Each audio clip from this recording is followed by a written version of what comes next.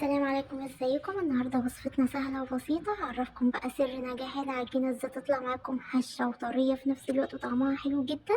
هجيب بقى كده اول حاجه 4 طماطمات، وهضيف كده 3 معالق كده من الزيت ونص كوبايه من الميه، هحطها كده على النار. دقيق بقى. ضفت كده 3 كوبايات الا ربع من الدقيق، عليهم كده معلقه كبيره من الخميره، ومعلقه صغيره من السكر، ونص معلقه من الملح.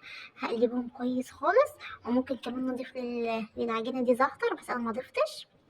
وكده هعجن كده بكوباية من اللبن، هفضل كده أعجن فيها. وآخر حاجة كده هنزل ب4 معالق من الزيت، وهعجنها كويس خالص. بقت كده العجينة كده طرية خالص كده، وشكلها حلو زي ما انتوا شايفين.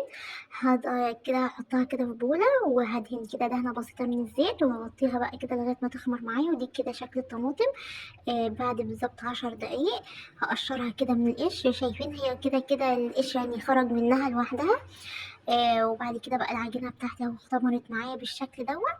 هفردها بقى، هدهن كده الصينية دهنة كده من الزيت وهفردها. بس انا طبعا كنت بفرد شوية واستنى عليها لمدة دقيقتين، بعد كده برجع افرد تاني. اتفردت معايا للاخر اهو.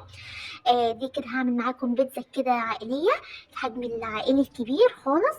ودي كده الصلصة. شايفين انا ضفت للصلصة طبعا معلقتين من الزيت تاني، وضفت كده شوية من الزعتر وشوية من الفلفل الاسود والملح، وسبتها على النار لمدة دقيقتين. ودي بقت شكلها. هضيف بقى كده الصلصة، وهضيف كده رشة كده من الجبنة، وهنزل بقى كده الفراخ انا طبعا شوحتها بمعلقة كده من السمنة.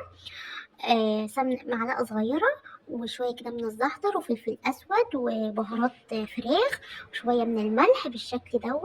وأول كده ما شربت من السوائل هحطها كده بالشكل دوا كده بقى على البيتزا. وهضيف بقى كده فلفل أخضر، وهضيف زيتون، أي حشو تحبوه ممكن تضيفوه، مش شرط حشو معين. هجيب بقى كده المعلقة السيليكون، وهضغط كده ضغطة كده خفيفة عشان خاطر الحشو ما يوقعش من البيتزا.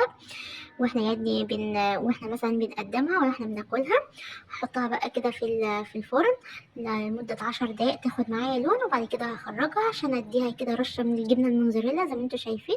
واول كده ما اخدت اللون الجبنة الموزاريلا كده ساحت بالشكل ده، هقطعها بقى. تقدروا تقطعوها مثلثات او كده قطع مكعبات بالشكل ده. بجد كمية حلوة خالص تكفي أسرتك، وطعمها حلو جدا جدا.